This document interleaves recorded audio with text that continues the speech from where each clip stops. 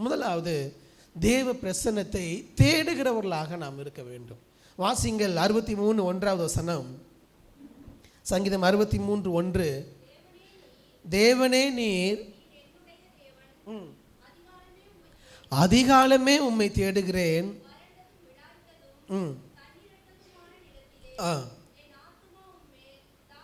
போதும். தேவனே நீர் என்னுடைய தேவன். நான் முதலாவது வார்த்தையிலிருந்து சொல்ல விரும்புகிறது, தேவ பிரசன்னத்தை நாம் தேட வேண்டுமானால் முதலாவது நமக்கு இருக்க வேண்டியது, தேவனே நீர் என்னுடைய தேவன். எல்லாம் சொல்லுங்க பார்க்கலாம். தேவனே நீர் என்னுடைய தேவன். இன்னொரு முறை, தேவனே நீர் என்னுடைய தேவன். அந்த வார்த்தையை சொல்லும் பொழுது அதில் மறைந்திருக்கிற ஒரு காரியம் என்னவென்றால், தேவனே நீர் என்னுடைய தேவன், யூ ஆர் மை காட். நீர் என்னுடைய தேவன் என்று சொல்லும் பொழுது அதில் ஒரு உறவு உள்ளே இருக்கிறது, உள்ளே மறைந்திருக்கிறது.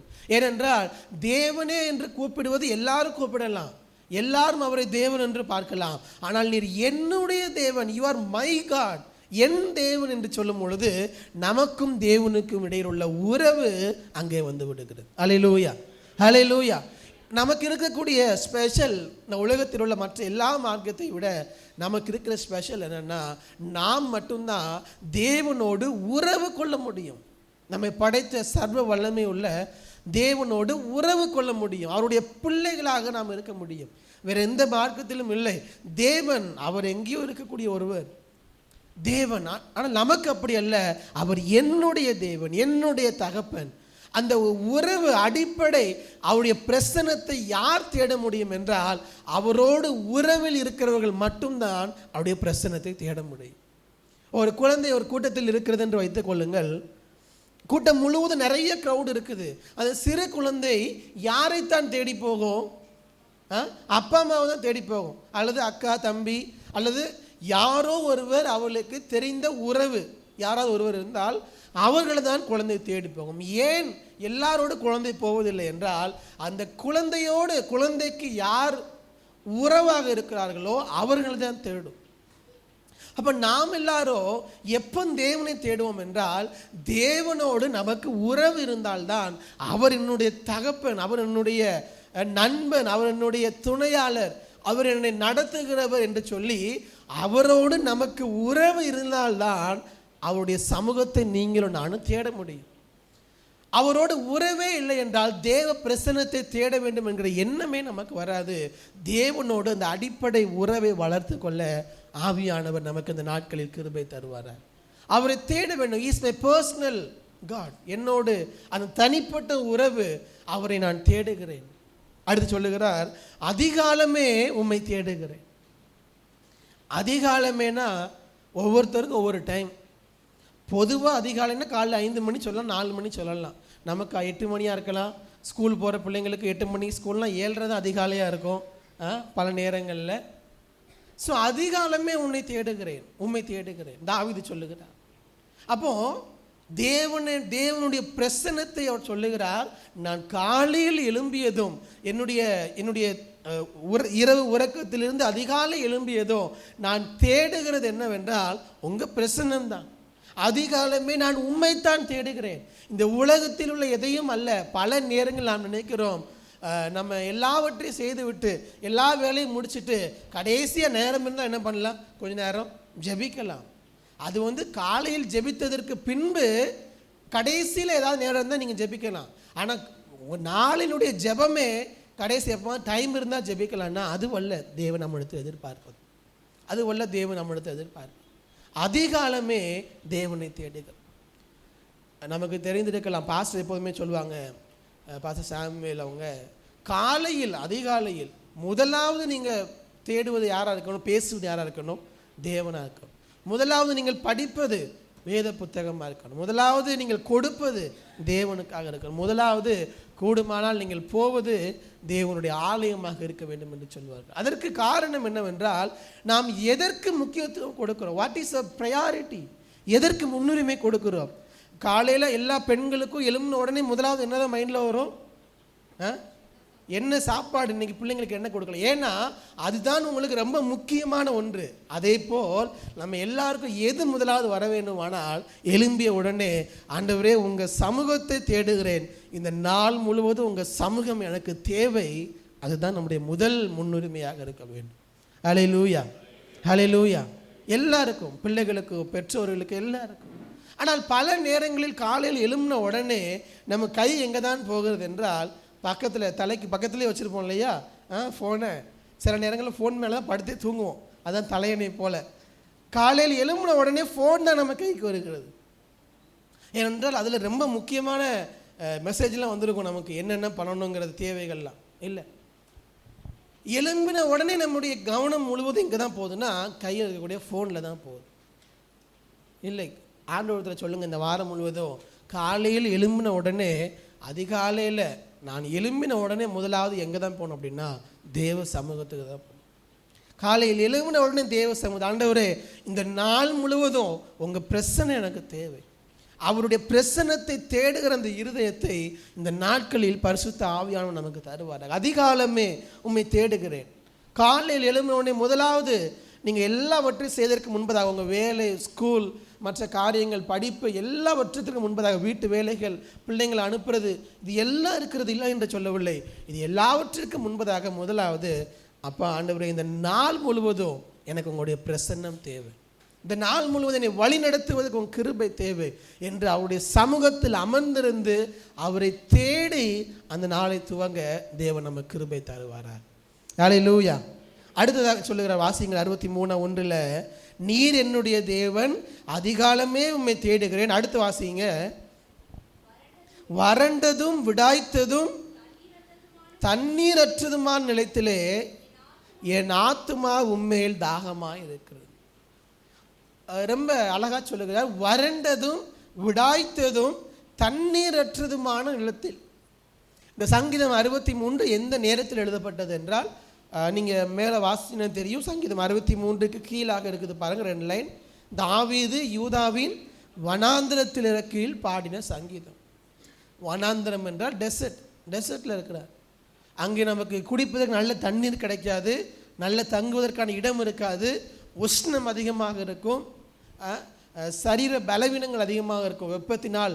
இப்படி எல்லா சூழ்நிலையும் இருக்கும் பொழுது தாவீது சொல்லுகிறார், வறண்டதும் விடாய்த்ததும் தண்ணீரற்றதுமான இடத்தில். வரலாற்று குறிப்புகளை வாசிக்கும்போது சொல்லுகிறார்கள், ஒருவேளை தன்னுடைய மகன் அப்சலோமுக்கு பயந்து தாவீது வனாந்திரத்துக்கு ஓடி போகும்போது பாடின பாடல் என்று சொல்லுகிறார்கள். யோசிச்சு பாருங்க, இவ்வளோ பெரிய ஒரு இக்கட்டில் இருக்கும் பொழுது தேவ சமூகத்துக்கு போன உடனே நம்முடைய ஜெபம் என்னவாக இருக்க வேண்டும்? ஆண்டவரே எப்படியாவது இந்த இக்கட்டில் என்ன பண்ணுங்க, விடுவீங்க. அதுதானே மனிதர்களாக நம்முடைய ஜெபமாக இருக்கும். எப்படியாவது இந்த பிரச்சனையிலிருந்து, எனக்கு எதிராக இருக்கக்கூடிய இந்த பிரச்சனையிலிருந்து எப்படியாவது என்னை விடுவீம் ஆண்டவரே, உங்களுடைய கை என் கூட இருந்து எனக்கு வழி நடத்தட்டும். அதுதானே நம்முடைய ஜெபமாக இருக்கும். ஆனால் இங்கே பாருங்க, தாவீது சொல்லுகிறார், வறண்டதும் விடாய்த்ததும் தண்ணீரற்றதுமான நிலத்திலே என் ஆத்துமா உண்மையில் தாகமாக இருக்கிறது. எவ்வளோ ஒரு அதிசயமாக இருக்குது பாருங்க, அற்புதமாக இருக்குது பாருங்க. கடந்த வாரத்தில் 3 நாட்கள் நாங்கள் பாஸ்டர்ஸ் எல்லாரும் ஜெபத்துக்காக போயிருந்தோம். அப்போ தேவன் எனக்கு ஆழமாக என்னோடு பேசின, எனக்கு கற்றுக் கொடுத்த ஒரு காரியம், நீ தேவ சமூகத்தில் வரும் பொழுது உனக்கு 1000 சூழ்நிலைகள் இருக்கலாம், 1000 தேவைகள் இருக்கலாம். ஆனால் என்னுடைய சமூகத்துக்கு வரும்போது நீ தேடுவது, உன்னுடைய தேவையை தாண்டி என்னுடைய சமூகத்துக்கு வரும் பொழுது நான் அதை தாண்டி கிரியை செய்கிற தேவனாக இருக்கிறேன் என்று தேவன் சொன்னார். ஹல்லேலூயா.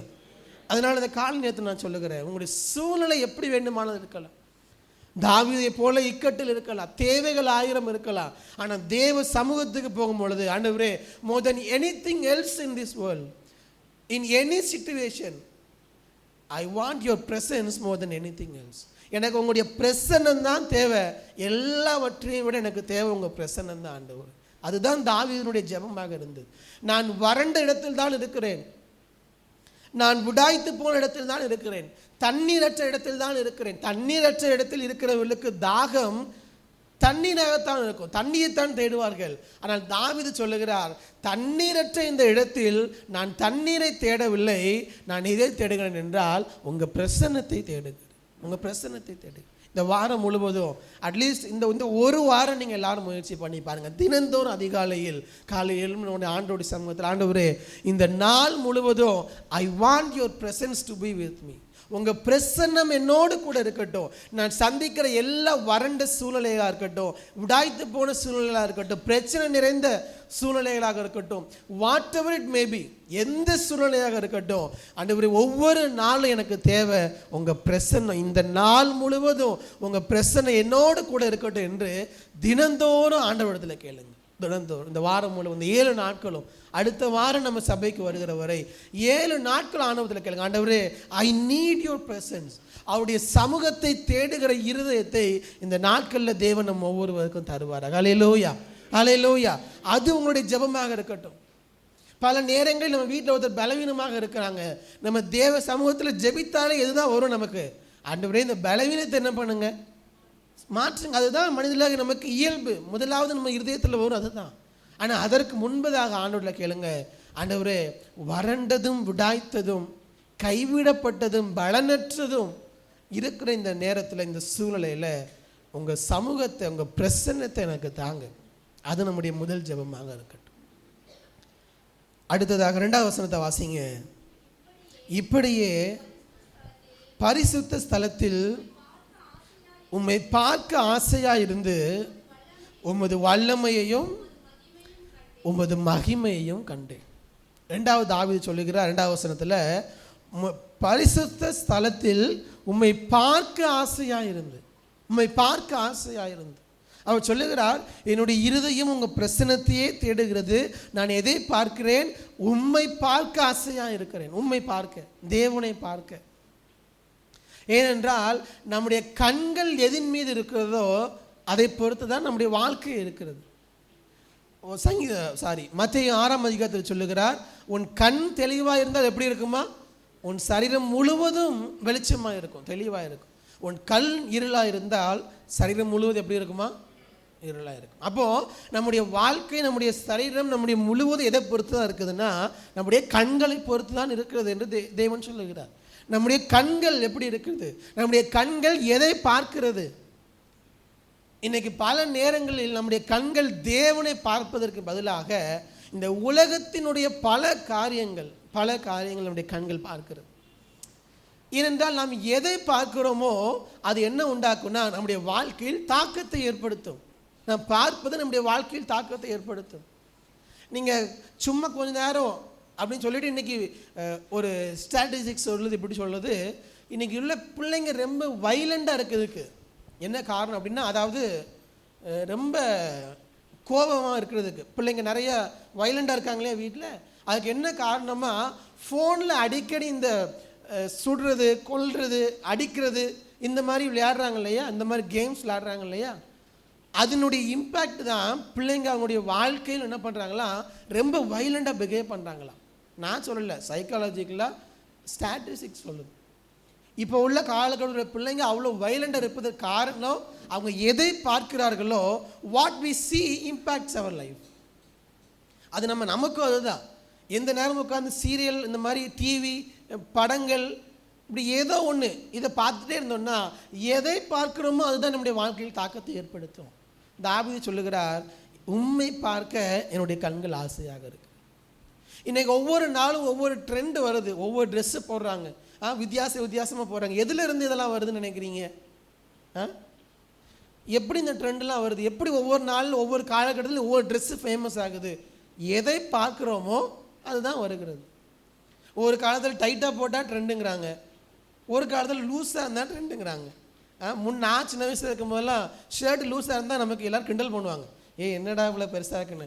வீட்டில் என்ன பண்ணுவாங்க, வளர்கிற பையன் ஒரு 4 வருஷத்துக்கு என்ன ஆகணும், போடணுன்ட்டு பெருசாக வாங்கி தருவாங்க. ஆனால் நமக்கு அது போட பிடிக்காது. ஆனால் இப்போ பாருங்கள், எல்லா பசங்களும் பெருசாக தான் ஷர்ட்டு போட்டிருக்கானுங்க. என்னென்னு கேட்டால், இன்றைக்கி எவரும் அப்படி போட்டுட்டு வரல நம்ம பசங்க. என்னென்னு கேட்டால் இப்போ அதுதான் என்ன அப்படின்னா ட்ரெண்டு, பெருசாக போடுறது தான். ஷர்ட்டு டிஷர்ட்லாம் பெருசாக போடுறது தான் ட்ரெண்டு. இப்போ எங்கேருந்து இதெல்லாம் வருகிறது? எதை பார்க்கிறோமோ அது என்ன பண்ணுது அப்படின்னா தாக்கத்தை ஏற்படுத்துகிறது.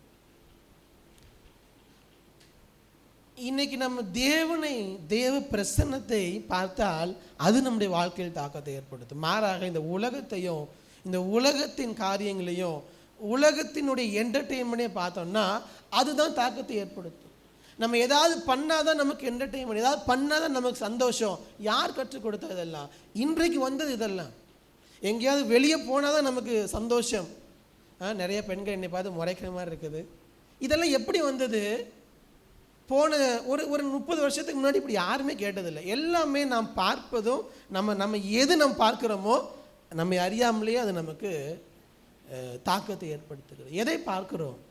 இந்த உலகத்தின் காரியங்களையும் உலகத்தின் நடைமுறைகளையும் பார்த்து அதுதான் உண்மை என்று நம்முடைய கண்கள் நம்மை அறியாமலே நம்பி விடுகிறது. இல்லை, சந்தோஷமாக வீட்டில் இருக்கிறத விட சந்தோஷம் வேறு எதுவுமே கிடையாது.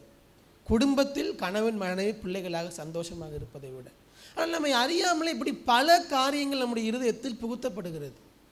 அதற்காக யாரும் வெளியே போகக்கூடாதுன்னு நான் சொல்லலை. இதெல்லாம் ஒரு எக்ஸாம்பிள்ஸாக சொல்கிறேன். வெளியே போங்க, தவறு இல்லை. நான் எப்போதுமே என் ஒய்ஃபை வெளியே கூட்டிகிட்டு போவேன் அப்பப்போ. ஸோ இப்படி பல காரியங்கள். நாம் எதை பார்க்கிறோம், தட் டிசைட்ஸ் அவர் லைஃப்.